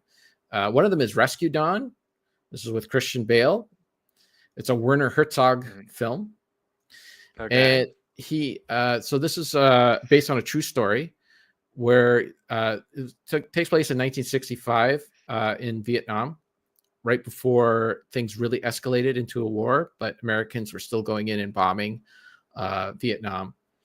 And he's actually he goes into Vietnam sets off a bunch of bombs. And then on his way back, he gets shot and he lands in Laos. And in Laos, the Viet Cong army would just grab like people from villages, like guys, like go find men in villages, and then you're gonna run a POW camp for us. You're not gonna go and field your crops or anything like that. This is what you're doing right now, and you're gonna do a good job. And if you don't do a good job, you're gonna end up in the POW camp with the other POWs. So they were motivated to do an effective job. But they were also really pissed off that they're put in this situation. A lot of them just want to go home. They're angry, and they would take out a lot of their anger on POWs. So, of course, Christian Bale crash lands into Laos, gets captured as a POW, and the movie is about them trying to get out of this POW camp. It is a tough watch at times, but it's very effective, and it's quite an excellent movie. Steve Zahn is in it as well. And Steve Zahn does a great dramatic performance. He's usually, associated with comedy stuff, but he's good at it as well. When Frank recommended that I watch this, I was like, Rescue Dawn, and I had in my head Red Dawn, Sure, yeah. 80s movie, and I'm like, it's a remake of Red Dawn, and I was no, it's Rescue Dawn. And then it turns out, as I'm watching it, I started watching. I'm like, oh, I've seen this movie. I've seen this movie before. Okay. I forgot all about it. So when I was working at a satellite, I worked for a satellite company for about 18 months. And on the overnights, we'd just put on movies while we were doing our work. So I was kind of half paying attention to it. And I was dead tired because it's in the middle of the overnight and all that. So that's why I kind of forgot about it. But as I was watching it, it was coming back to me. And it holds up. It's really good. Mm-hmm. So, I'll just segue right into another Werner Herzog film. And I also watched Bad Lieutenant. This one has wait, hold on. I got to give you the whole title here. And I got to read it because I can't remember this title. So it's called Bad Lieutenant, Port of Call, New Orleans. Terrible title. But there is a bit of a history with this film. So there was a Bad Lieutenant movie that came out with Harvey Keitel in the early 90s, and it became sort of a cult hit. And the producer wanted to make another Bad Lieutenant film, and he somehow convinced Werner Herzog to make a Bad Lieutenant film. But Werner Herzog wasn't really interested in making like a remake or another one that kind of carried on the Harvey Keitel story or the Harvey Keitel vibe. He just basically took the concept of a police lieutenant who is a drug addict and just kind of ran with that concept and made his own film. So they're both Bad Lieutenant films, but they're not really connected. The only thing that connects them is the name. Okay. So this movie stars Nicolas Cage, and it is infamous for being one of those Nicolas Cage movies that spawned all of those, or a lot of those memes. He has like a really bad haircut. He has no sideburns, and he's just out there, wacky, crazy, because he is a drug addict. And so Nicolas Cage can just kind of go wild and do his thing. It also has with Val Kilmer in it. And Val Kilmer could almost he was like a supporting character in the movie, but if the movie followed around Val Kilmer's story, you'd almost get like almost the same movie, I think, because Val Kilmer was also a bad lieutenant who was up to no good. What year was this movie? This movie came out in 2009. Okay. Now, I got to say, I didn't like it at all. I loved Rescue Dawn. This was like a really good story. Had something I could follow. This thing was just kind of weird and all over the place. I get why people like Nicolas Cage in these kind of roles, because he's the type of actor that is not afraid to give like a full, like almost theatrical performance. It's almost like as if he is a silent film era guy at times, where he just throws his whole body into things, and he has a lot of gestures and movements. Yeah. He just kind of goes for it. And there's not a lot of actors that will do that today. Like if you want something like that, you got to go to Nicolas Cage. I can't think of another actor that That is true. Not many, anyways. If there are other ones, so I kind That is of true.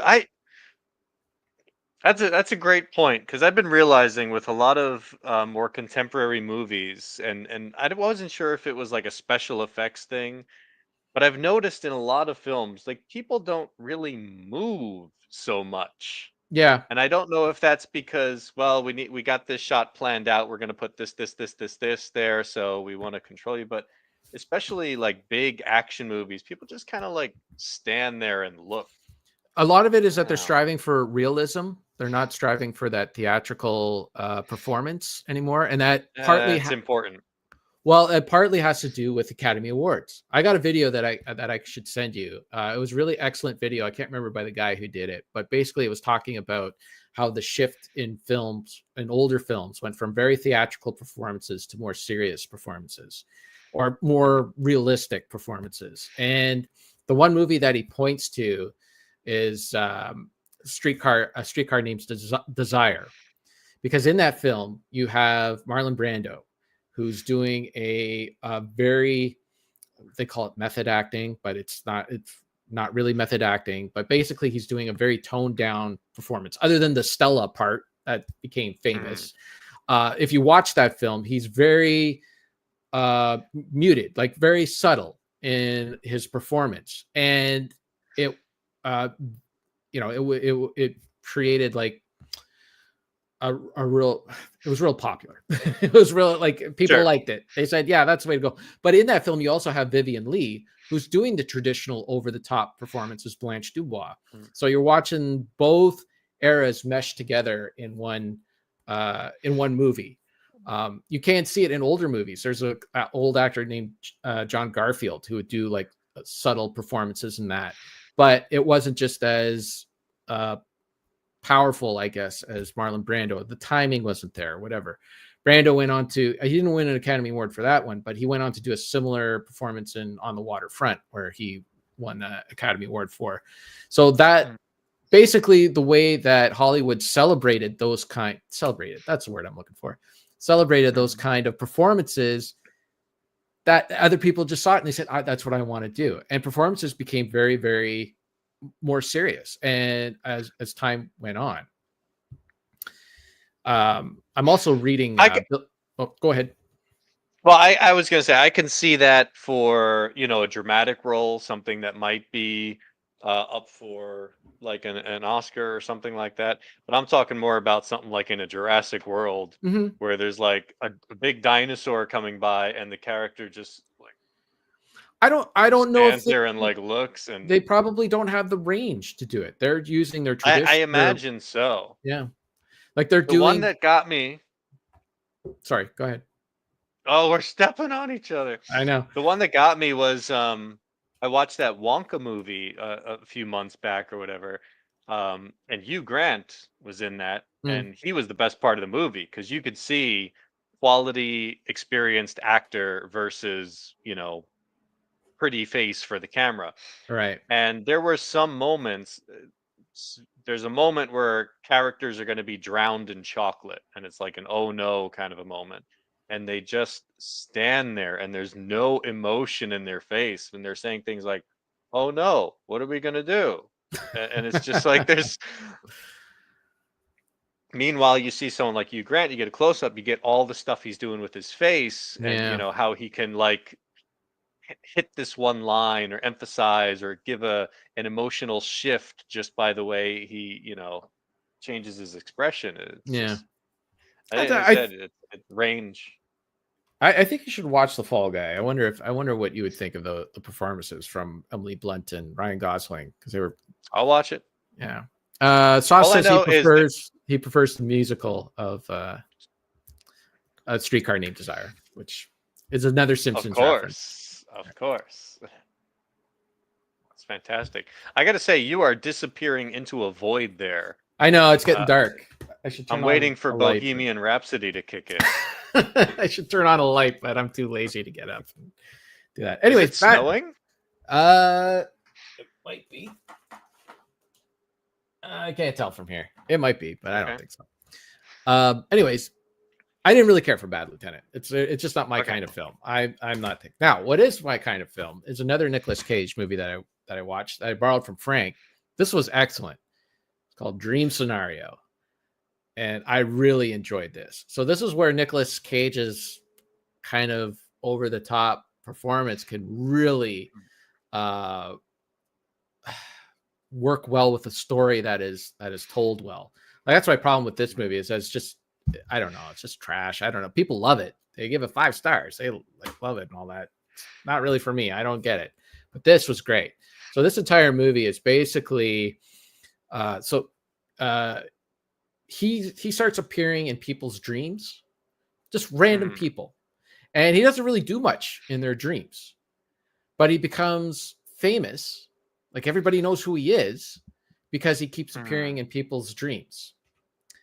And then people start having nightmares about him. Okay. And he starts becoming very unpopular. The entire movie is an allegory for basically internet fame, going viral, and then the crash. Kind of like just right now with the Hawk Tour girl, right? She was all hot, 2 months ago or whatever. Everybody thought she was great. Then she had some problems with some investments or something like that, and or those what are those called? Where you buy like photos, you buy images online. You basically sell JPEGs to people. I don't understand it. Anyways, so now she's like she's in trouble. Or I don't know. People don't like her now. They loved her and now they don't like her. So basically, that's what it is, and it's really great, really well done. There's a couple of scenes in here that, like only Nicolas Cage could pull off something like that. I don't want to say it because I don't want to spoil it for anyone. But yeah, you would definitely. This is one I should definitely watch.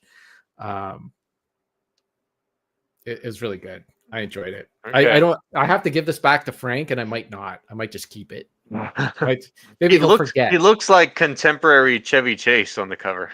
Yeah, it's a different look for him, especially like he is the king of bad haircuts, man, because you put these 2 haircuts together in both these films, and something else. But that one was really good.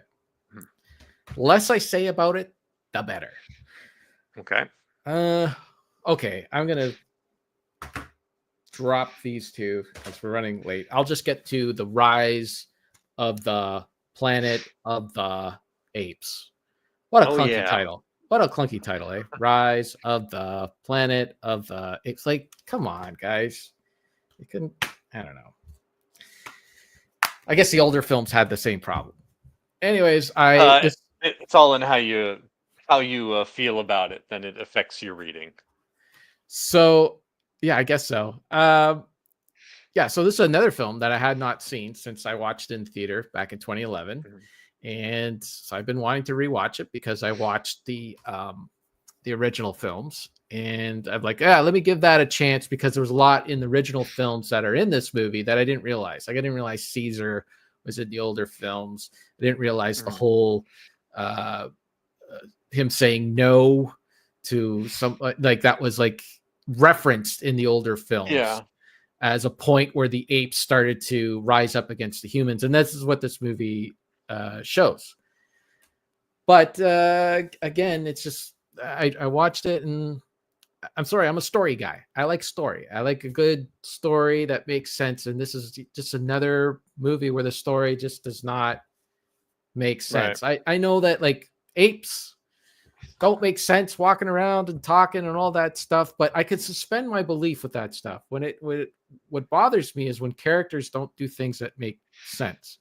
Yeah. So basically, first of all, they have James Franco and another scientist, a bigger guy who, it's so weird that I watch these movies because Ryan Gosling used to be on a show that I aired here in Canada when I was one of my first jobs working in Master Control, and there was a show that I would air. It was called Breaker High, and I'd have to air like the same episode 3 times on the morning shift. If you work the morning shift 6 to 3, you'd have to air the same episode of Breaker High 3 times in the morning. It was insane. So Ryan Gosling was the star of the show. He was like the main guy. There was an ensemble cast, but he was like the guy that would come up first, right? He was like the Zach Morris, if you will, of the show. It was basically the show was basically Saved by the Bell on a boat. Okay. Yeah, it's silly. But his best friend in the show was played by the bigger scientist guy. You know, the scientist guy that's got the scruffy beard and everything. I don't know if you the remember. character. Okay. So yeah, see, like it's not, but I see him and I'm like, oh, that's that guy. Anyways. So at the beginning of the film, James Franco and this guy, they have like some sort of serum that they think will cure Alzheimer's.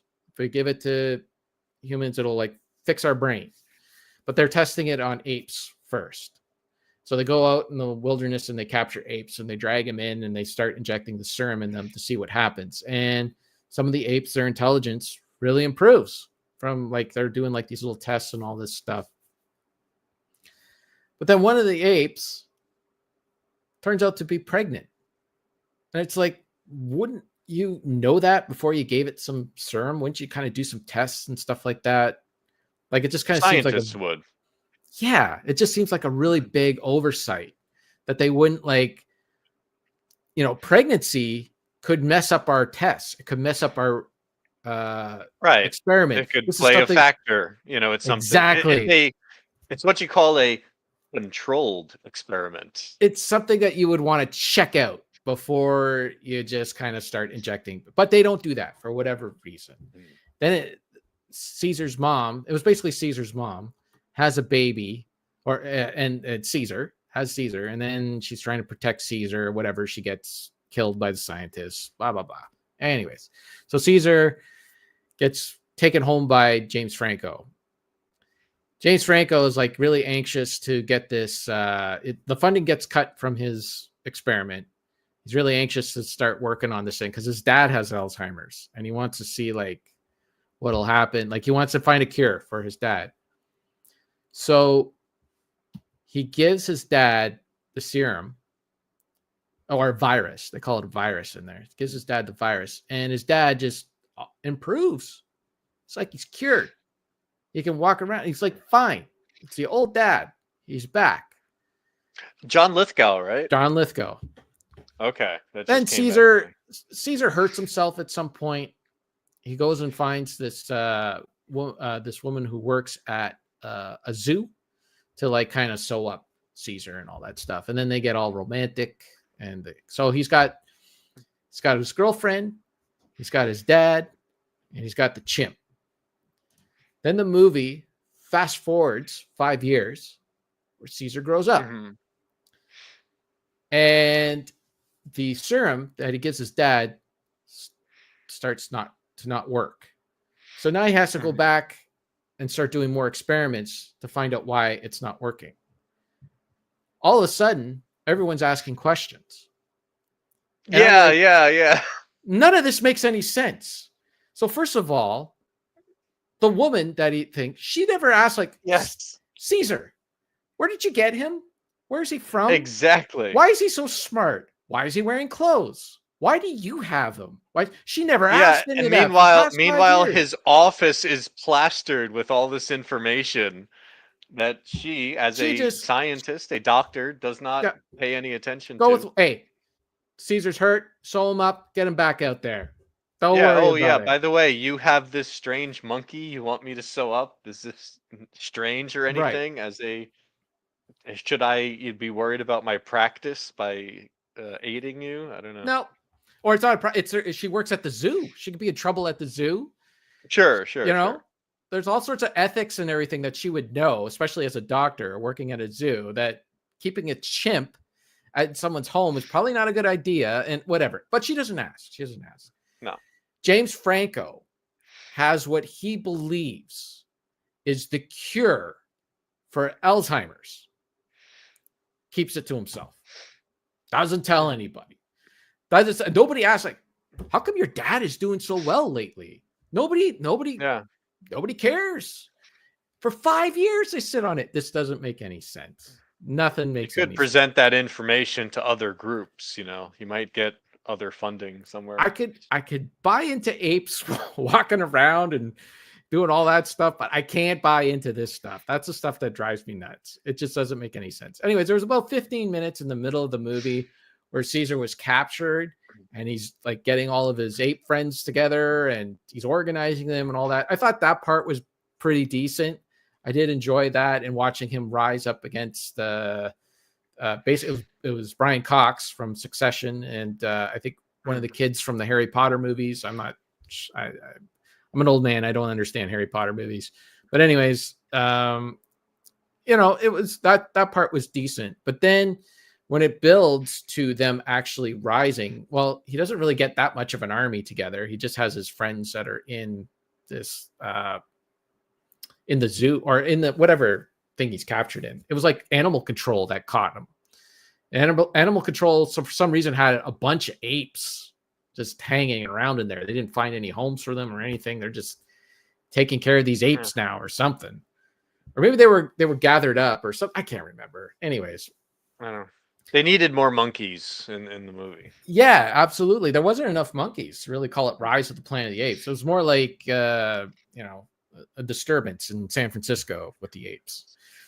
Well, I mean, I guess that's the point because they knew they were striving for a new series of films, which they got. Right. So right. Start small. And I don't remember a whole lot. I remember the bridge. I thought that was nice because the bridge is like a reoccurring thing in the movie. So it kind of keeps you grounded into this one area because I did see the follow-up to this, the Dawn of the Planet which I hear of the is Apes, better. and Which I hear it's much better.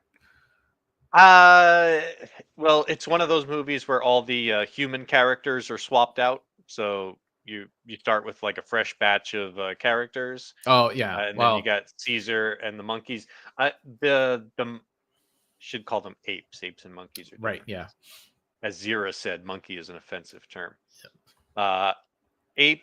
The apes look better in the second one. They definitely upped the budget for the special effects. Okay. And I don't know about better, but it's different. Maybe it's better. I didn't really care for either one of them. I think it's still a matter of what you said. It's just a lot of stupid decisions. Yeah. That drive all of they want these action scenes. Like, how do we get them together? All right, just put a couple of scenes there that make it happen.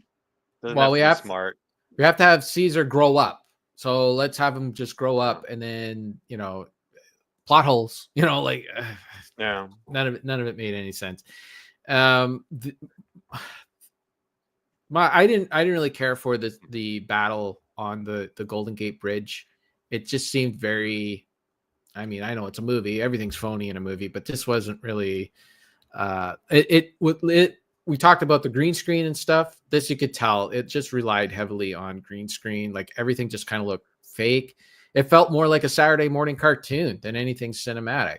You had the apes were fake, and I guess it was like overly ambitious or whatever. It just didn't look realistic. Then the bridge itself is fake. They only used they only had like some guardrails and stuff like that. But the bridge they created with CG in a parking lot, because I watched some of the extras. And then the background's fake, the helicopter's fake, the CG, everything's CG. The mountains in the background, the weather is all CG. Everything was CG in it, and it comes across as it. Like, it just was not exciting. I was not riveted at all. I was just like, when is this thing gonna be over with already?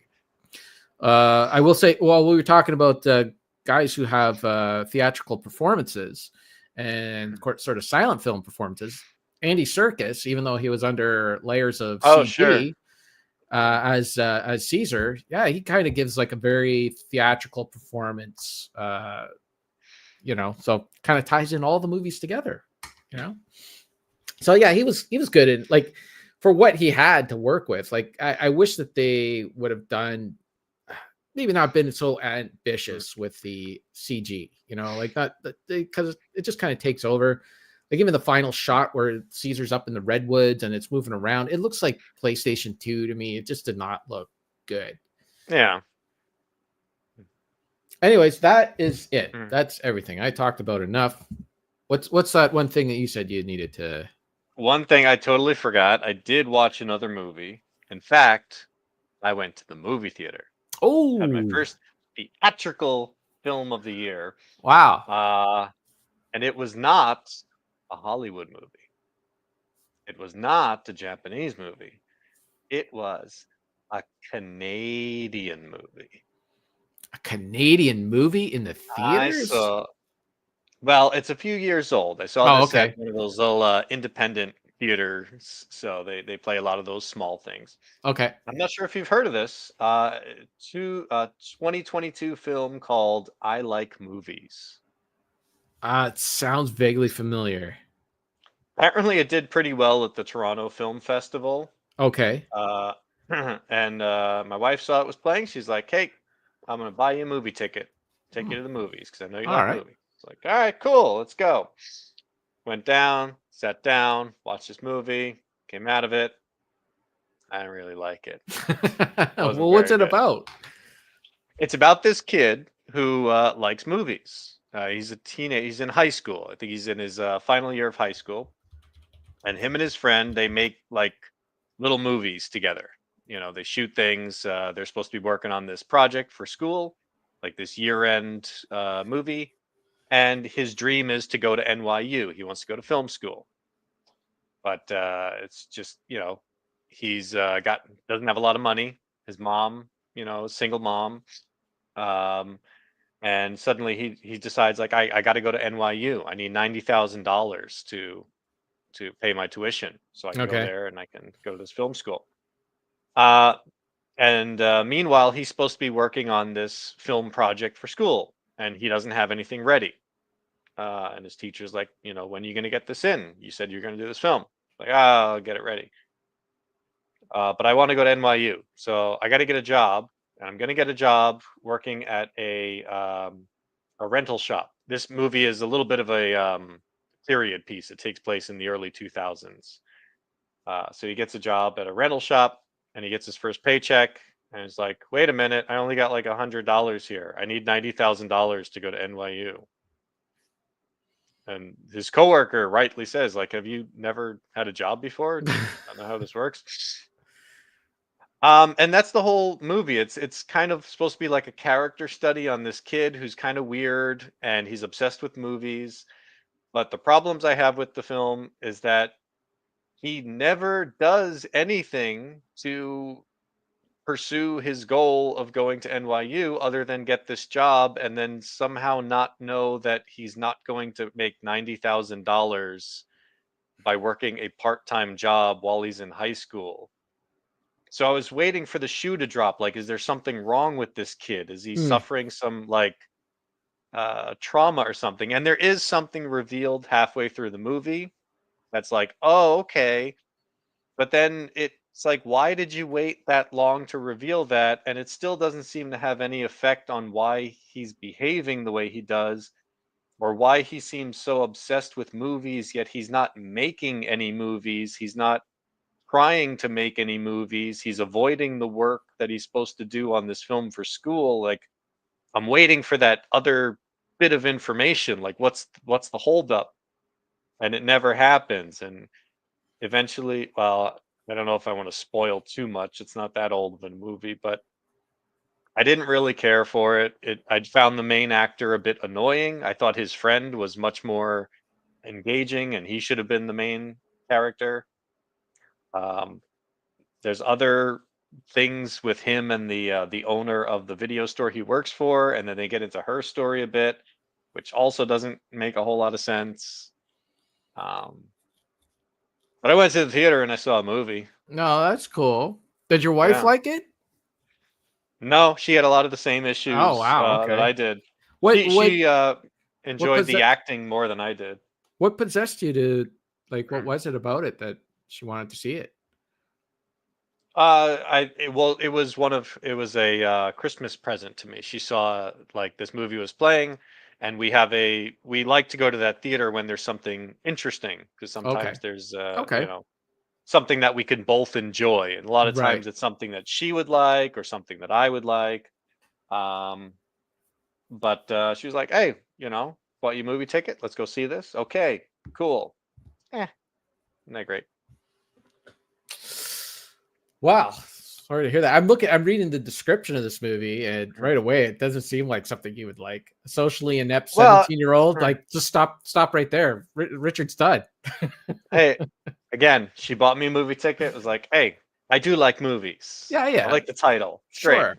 Hey, there's nothing wrong with going out of your comfort zone and trying something new. It just seems like you don't go to the theater that often, so it just. I've been trying to go, and I could tease it. I'll tease it now. I will be going back to that theater to see another movie, because something else that I'm very interested in seeing is coming out next month, but I'm not going to tell you what it is. No. I'll wait. Because it's just probably going to be like 2 episodes down the line before I see it. So Sarah and I almost went to the movie theater to see. There's a new movie with Pam Anderson in it, and she plays it's called The Last Showgirl. And we were like, I was like, maybe we should go see that, because the whole Oscar buzz, and there was like a rumor that she was going to get nominated for an Oscar. Like, maybe we'll check that out. Really? Yeah, but then I don't know. Sarah, I think Sarah's just said, no, we're not. No. For Pam Anderson movie, I don't think so. Something else, maybe. I'm like, okay. Well, it turns out that movie did not get nominated at all. Okay. So there you go.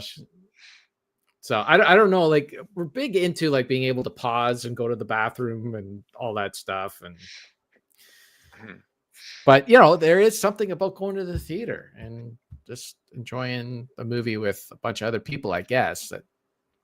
But then then you got the kid that's kicking you in the back, it's behind you in the seat. Well, that's why I like this little theater, because there's very few people that go in there. It's a small theater. Okay. There's usually only a half dozen people. Everybody's quiet, But it's nice to go and sit in a chair and know that, oh, I'm about to watch a movie.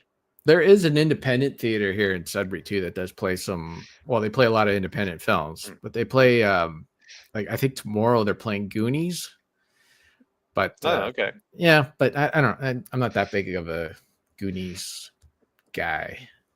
I gotta be honest, I don't know if I would go to the theater to see Goonies either. Yeah, like if it came on TV or whatever, I'd think, okay, watch a little bit of Goonies. But I think we have it in our collection, but I know we did it at some point on the show.